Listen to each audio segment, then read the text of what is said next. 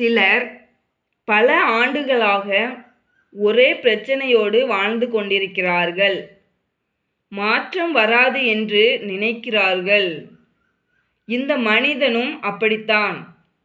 பிறவியிலிருந்தே குருடன். ஆனால் ஒரு நாள் இயேசு அவரை சந்தித்தார். அதற்கு பிறகு அவருடைய வாழ்க்கை மாறியது. யோவான் 9 அமைதியாக கேளுங்கள். அவர் அப்புறம் போகையில் பிறவி குருடனாகிய ஒரு மனுஷனை கண்டார்.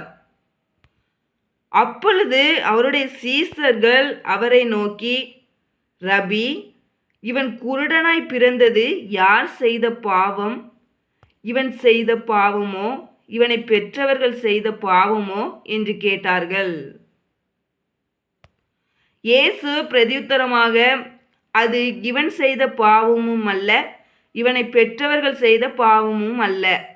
தேவனுடைய கிரியைகள் இவனிடத்தில் வெளிப்படும் பொருட்டு இப்படி பிறந்தான்.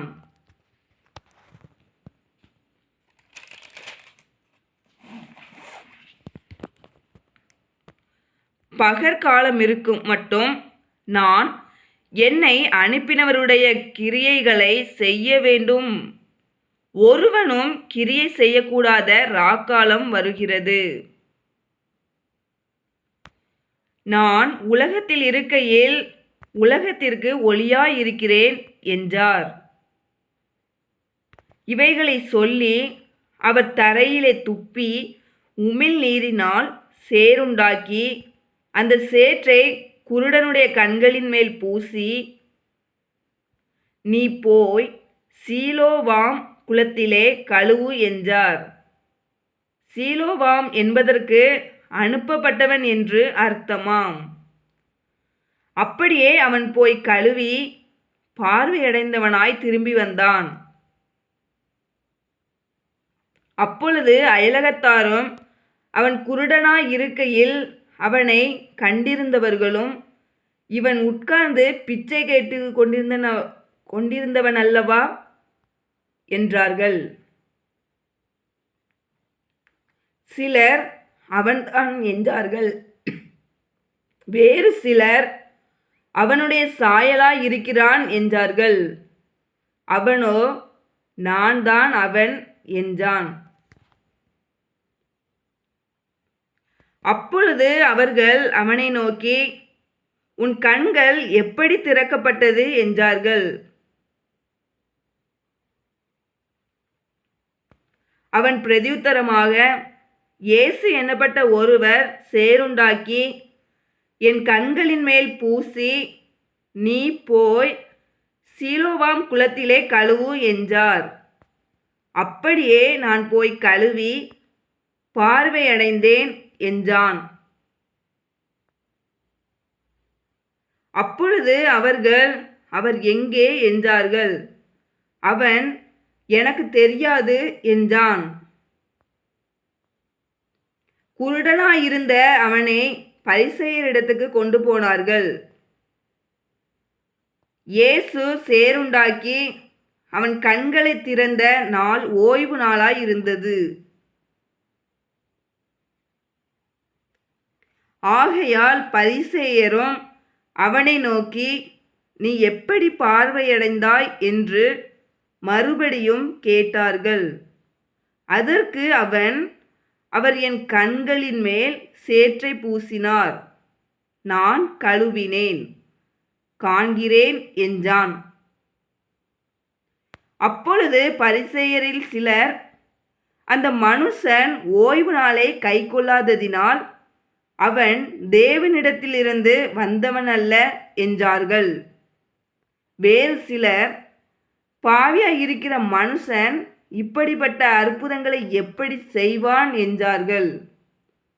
இவ்விதமாய் அவர்களுக்குள்ளே பிரிவினை உண்டாயிற்று.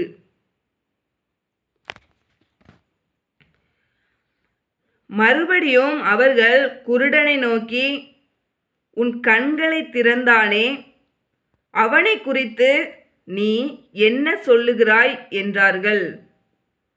அதற்கு அவன், அவர் தீர்க்கதரிசி என்றான். அவன் குருடனாயிருந்து பார்வையடைந்ததை யூதர்கள் நம்பாமல் பார்வையடைந்தவனுடைய தாய் தகப்பன்மாரை அழைப்பித்து, அவர்களை நோக்கி, உங்கள் குமாரன் குருடனாய் பிறந்தான் என்று சொல்லுகிறீர்களே, அவன் இவன்தானா? இவனானால் இப்பொழுது இவன் எப்படி பார்வையடைந்தான் என்று கேட்டார்கள். தாய் தகப்பன்மார் பிரதியுத்தரமாக, இவன் எங்கள் குமாரன்தான் என்றும் குருடனாய் பிறந்தான் என்றும் எங்களுக்கு தெரியும். இப்பொழுது இவன் பார்வையடைந்த வகை எங்களுக்கு தெரியாது. இவன் கண்களை திறந்தவன் இன்னான் என்பதும் எங்களுக்கு தெரியாது. இவன் வயதுள்ளவனாயிருக்கிறான். இவனை கேளுங்கள், இவனே சொல்லுவான் என்றார்கள். அவனுடைய தாய் தகப்பன்மார் யூதர்களுக்கு பயந்ததினால் இப்படி சொன்னார்கள். ஏனெனில் இயேசுவை கிறிஸ்து என்று எவனாவது அறிக்கை பண்ணினால் அவனை ஜெப ஆலயத்துக்கு புறம்பாக்க வேண்டுமென்று யூதர்கள் அதற்கு முன்னமே கட்டுப்பாடு செய்திருந்தார்கள். அதிநிமித்தம் இவன் வயதுள்ளவனாயிருக்கிறான், இவனையே கேளுங்கள் என்று அவன் தாய் தகப்பன்மார் சொன்னார்கள். ஆதலால் அவர்கள் குருடனாயிருந்த மனுஷனை இரண்டாந்தரம் அழைத்து, நீ தேவனை மகிமைப்படுத்து, இந்த மனுஷன் பாவி என்று நாங்கள் அறிந்திருக்கிறோம் என்றார்கள். அவன் பிரதியுத்தரமாக, அவர் பாவி என்று எனக்கு தெரியாது. நான் குருடனாயிருந்தேன், இப்பொழுது காண்கிறேன். இது ஒன்றுதான் எனக்கு தெரியும் என்றான். அவர்கள் மறுபடியும் அவனை நோக்கி, உனக்கு என்ன செய்தான்? உன் கண்களை எப்படி திறந்தான் என்றார்கள். அவன் பிரதியுத்தரமாக, முன்னமே உங்களுக்கு சொன்னேன், நீங்கள் கேளாமற் போனீர்கள். மறுபடியும் கேட்க வேண்டியதென்ன? அவருக்கு சீசராக உங்களுக்கும் மனதுண்டோ என்றான். அப்பொழுது அவர்கள் அவனை வைது, நீ அவனுடைய சீசன், நாங்கள் மோசேயினுடைய சீசர். மோசேயுடனே தேவன் பேசினார் என்று அறிவோம். இவன் எங்கே இருந்து வந்தவன் என்று அறியோம் என்றார்கள். அதற்கு அந்த மனுஷன், அவர் என் கண்களை திறந்திருந்தும் அவர் எங்கே இருந்து வந்தவர் என்று நீங்கள் அறியாதிருக்கிறது ஆச்சரியமான காரியம். பாவிகளுக்கு தேவன் செவி கொடுக்கிறதில்லை என்று அறிந்திருக்கிறோம். ஒருவன் தேவ பக்தி உள்ளவனாய் இருந்து அவருக்கு சித்தமானதை செய்தால் அவனுக்கு செவி கொடுப்பார். பிறவி குருடனுடைய கண்களை ஒருவன் திறந்தான் என்று உலகம் உண்டானது முதல் கேள்விப்பட்டதில்லையே. அவர் தேவனிடத்திலிருந்து வராதிருந்தால் ஒன்றும் செய்ய மாட்டாரே என்றான். அவர்கள் அவனுக்கு பிரதியுத்தரமாக, முழுவதும் பாவத்தில் பிறந்த நீ எங்களுக்கு போதிக்கிறாயோ என்று சொல்லி அவனை புறம்பே தள்ளிவிட்டார்கள். அவனை அவர்கள் புறம்பே தள்ளிவிட்டதே இயேசு கேள்விப்பட்டு அவனை கண்டபோது, நீ தேவனுடைய குமாரனிடத்தில் விசுவாசமாயிருக்கிறாயா என்றார். அதற்கு அவன், ஆண்டவரே, அவரிடத்தில் நான் விசுவாசமாய் இருக்கும்படிக்கு அவர் யார் என்றான். இயேசு அவனை நோக்கி, நீ அவரை கண்டிருக்கிறாய், உன்னுடனே பேசுகிறவர் அவர்தான் என்றார். உடனே அவன், ஆண்டவரே, விசுவாசிக்கிறேன் என்று சொல்லி அவரை பணிந்து கொண்டான்.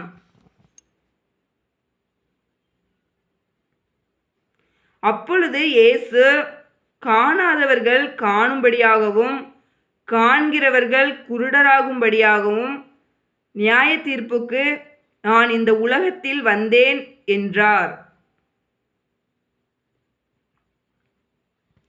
அவருடனே கூட இருந்த பரிசேயரில் சிலர் இவைகளை கேட்டபொழுது, நாங்களும் குருடரோ என்றார்கள். இயேசு அவர்களை நோக்கி, நீங்கள் குருடராயிருந்தால் உங்களுக்கு பாவமிராது. நீங்கள் காண்கிறோம் என்று சொல்லுகிறபடியினால் உங்கள் பாவம் நிலை நிற்கிறது என்றார்.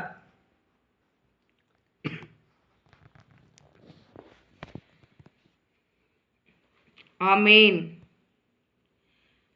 பிறவியிலிருந்தே குருடனாக இருந்த மனிதன் இயேசுவை சந்தித்தபோது அவருடைய கண்கள் திறக்கப்பட்டன.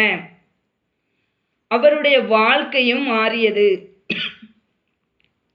இன்றும் இயேசு வாழ்க்கையின் இருளை வெளிச்சமாக மாற்ற வல்லவர்.